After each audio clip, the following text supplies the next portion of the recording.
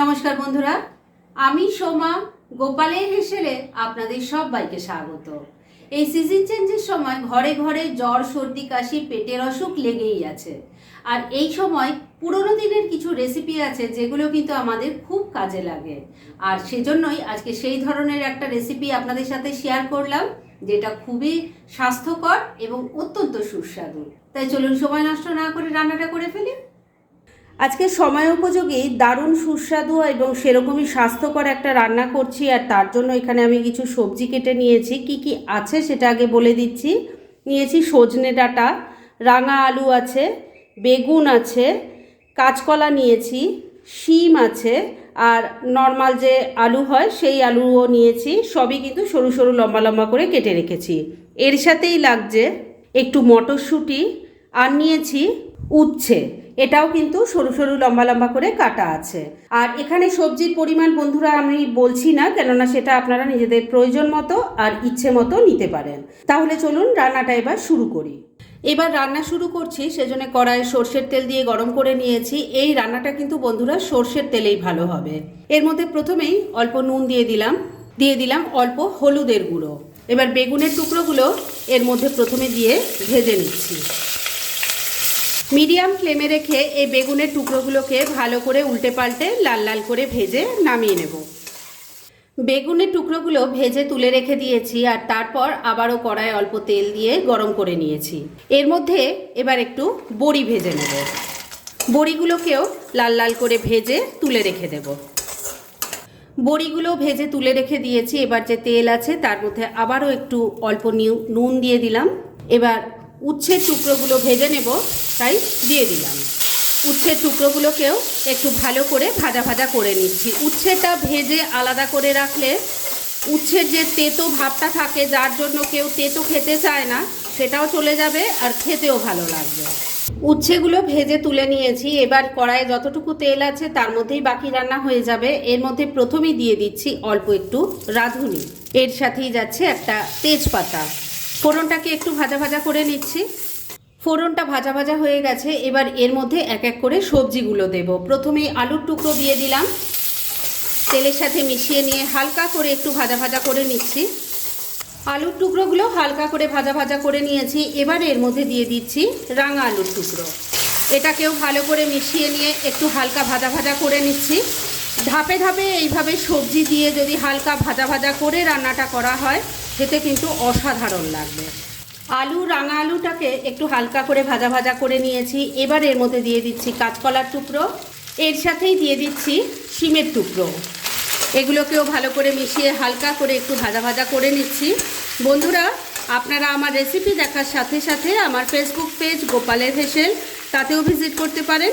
Description বক্সে link দেওয়া আছে। কাঁচকলা আর শিমটা দিয়েও মিনিট দুয়েক সময় নিয়ে হালকা করে ভাজা ভাজা করে নিয়েছি। এবার শেষ পর্যায়ে এর মধ্যে দিয়ে দিচ্ছি সজনে ডাঁটা, মটরশুঁটিটাও দিয়ে দিলাম। এর সাথেই যাচ্ছে স্বাদ মতো নুন, হলুদের গুঁড়োও দিয়ে দিলাম। এবার সব কিছু খুব ভালো করে মিশিয়ে আবারও মিনিট খানেক একটু রান্নাটা করে নিচ্ছি। সমস্ত কিছু খুব ভালো করে মিশিয়ে নিয়ে মিনিট খানেক সময় নিয়ে আবারও রান্নাটা করে নিয়েছি। এবার যাতে সবজিগুলো হালকা সফট হয়ে যায়, সেজন্য ফ্লেমটাকে লো আর মিডিয়ামের মাঝামাঝি রেখে ঢাকা দিয়ে মিনিট দুয়েক রান্না করে নিচ্ছি। আর এই সময়ের মধ্যে চলুন বন্ধুরা এই রান্নার একটা মশলা বানিয়ে ফেলি। একদিকের ওভেনে তো সবজিগুলো একটু সফট হওয়ার জন্য ঢাকা দিয়ে রান্না করছি, আর আরেকদিকের ওভেনে এই রান্নার একটা মশলা বানিয়ে নেওয়ার জন্য তড়কা প্যান গরম করে নিয়েছি। এর মধ্যে দিয়ে দিলাম 1 চামচ 5 ফোড়ন। এর সাথে দিয়ে দিচ্ছি গোটা গরম মশলা, যার মধ্যে আছে 2-3টে এলাচ, 2-3টে লবঙ্গ আর একটা দারচিনি। এবার ফ্লেমটাকে একদম কমে রেখে মশলাটা ড্রাই রোস্ট করে নিচ্ছি। মিনিট দুয়েক সময় নিয়ে ফ্লেমটাকে একদম কমে রেখে মশলাটা ড্রাই রোস্ট করে নিয়েছি। এবার এটাকে নামিয়ে রাখছি, ঠান্ডা হলে গুঁড়ো করে নেব। ড্রাই রোস্ট করা মশলাটা রেখে দিয়েছি, ওটা ঠান্ডা হলে গুঁড়ো করে নেব। আর এইদিকে কিন্তু মিনিট দুয়েক রান্নাটাও হয়ে গেছে। এবার ঢাকা তুললাম। সবজিগুলো এখন হালকা একটু মজে এসছে। এবার এর মধ্যে গ্রেভির জন্য জল দিয়ে দিচ্ছি। আর এই জলটা কিন্তু উষ্ণ গরম জল। এই রান্নাটা একটু ঝোলঝোল টাইপের হয়, তাই জলটা একটু বেশি পড়বে। আর সবজিও সেদ্ধ হতে হবে, তাই জলটা একটু বেশি লাগবে। ভালো করে সব কিছু মিশিয়ে নিচ্ছি। আমি প্রায় বড় গ্লাসে 3 গ্লাস পরিমাণ উষ্ণ গরম জল দিয়েছি। সব কিছু ভালো করে মেশানো হয়ে গেছে। এবার ফ্লেমটাকে লো আর মিডিয়ামের মাঝামাঝি রেখে ঢাকা দিয়ে 4-5 মিনিট রান্না করে নিচ্ছি। যতক্ষণে এই রান্নাটা হচ্ছে ততক্ষণে আমি এই রান্নার একটা মশলা বানাবো, তবে কি কি দিয়ে বানাচ্ছি সেটা অবশ্যই আপনাদের দেখিয়ে দিচ্ছি। নিয়েছি 1 চামচ সাদা তিল, 2টো কাঁচা লঙ্কা আছে আর 1 টেবিল স্পুন এখানে পোস্ত আছে। এর সাথেই যাবে 1 চামচ সাদা সর্ষে। এখানে আমি সাদা সর্ষে নিয়েছি, তবে আপনারা চাইলে এটা কালো সর্ষে দিয়েও করতে পারেন। যাই হোক, এবার সব কিছু প্রথমে একসাথে শুকনো গুঁড়ো করে নেব আর তারপর পরিমাণ মতো জল দিয়ে বেটে আর সামান্য একটু বাটার সময় নুন দিয়ে এটাকে বেটে একটা মিহি পেস্ট তৈরি করে ফিরে আসছি। রান্নার জন্য সমস্ত মশলাগুলো রেডি হয়ে গেছে আর এদিকে মিনিট 5 রান্নাটাও হয়ে গেছে। এবার ঢাকা তুললাম। আমি কিন্তু মাঝে একবার ঢাকা তুলে একটু নাড়াচাড়া করে দিয়েছিলাম আর নুনটা চেক করে নিয়েছিলাম। এবার এর মধ্যে দিয়ে দিচ্ছি ভেজে রাখা উচ্ছের টুকরো, ভাজা বেগুনগুলোও দিয়ে দিচ্ছি, ভালো করে মিশিয়ে নিচ্ছি। ভেজে রাখা সমস্ত সবজিগুলো দিয়ে ভালো করে মিশিয়ে নিয়েছি। এবার এর মধ্যে দিয়ে দিচ্ছি 1 টেবিল স্পুন আদা বাটা, এটাকেও একটু মিশিয়ে নিচ্ছি। এই রান্নাটা বন্ধুরা অসাধারণ খেতে হয়। আর এই সিজন চেঞ্জের সময় যখন ঘরে ঘরে সর্দি কাশি পেট খারাপ লেগেই আছে, তখন কিন্তু এই সব রান্নার ঝোলগুলো শরীর খুব ভালো থাকবে আর খেতেও কিন্তু দারুণ টেস্টি হয়। সেটা একবার যতক্ষণ না ট্রাই করছেন বুঝতেই পারবেন না।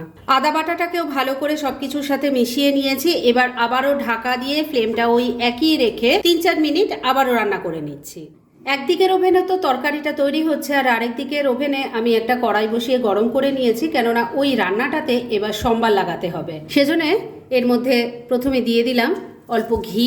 ঘিটা মেল্ট হয়ে গেছে। এবার এর মধ্যে দিয়ে দেব প্রথমেই যে 5 ফোড়ন আর গোটা গরম মশলা ড্রাই রোস্ট করে নিয়ে গুঁড়ো করেছিলাম সেটা ঘিয়ের সাথে ভালো করে মিশিয়ে নিচ্ছি।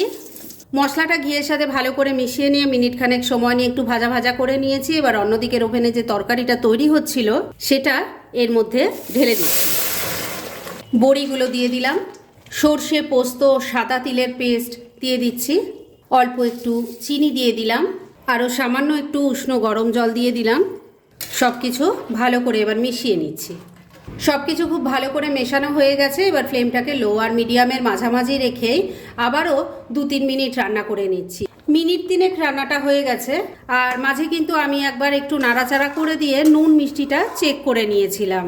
এইটুকু ঝোল যেটা দেখতে পাচ্ছেন, এইটুকু ঝোল থাকতে থাকতেই কিন্তু আমি নামাবো, কেননা যেহেতু এই রান্নায় একটু ঝোলটা থাকে আর ঠান্ডা হলে এটা আরেকটু ঘন হয়ে যাবে, তাই গ্যাসটা এখানেই বন্ধ করে দিলাম। এবার এটাকে আমি কিছুক্ষণের জন্য ঢাকা দিয়ে স্ট্যান্ডিং টাইমে রেখে দিলাম আর তারপর সার্ভ করে আপনাদের দেখাচ্ছি। ফ্রেন্ডস, আমার আজকের এই দুর্দান্ত স্বাদের স্বাস্থ্যকর রেসিপি একদম রেডি হয়ে গেছে এবং আমি সার্ভ করে দিয়েছি। সিজন চেঞ্জের সময় এইসব রান্নাগুলো শরীর ভালো রাখতে কিন্তু ভীষণ কাজে লাগে, তাই আগে যদি এইভাবে না ট্রাই করে থাকেন আমার রেসিপিটা একবার ট্রাই করতে পারেন। আশা করছি বাড়ির সববার খুব ভালো লাগবে। আর এরকম ধরনের অনেক ভালো ভালো নিরামিষ রান্নার রেসিপি আপনারা গোপালের হেসেল সার্চ করলেই পেয়ে যাবেন, যার মধ্যে থেকে কিছু কিছু আমি সাজেস্টেড বক্সেও দিয়ে দেব, সেখান থেকেও আপনারা দেখে নিতে পারেন। তাই গোপালের হেসেল অবশ্যই ভিজিট করুন। আর আপনারা কেমন ধরনের রেসিপি চাইছেন সেটাও কিন্তু আমাকে জানাতে পারেন। আমি চেষ্টা করব সেই সব রেসিপিগুলো আপনাদের সাথে শেয়ার করার।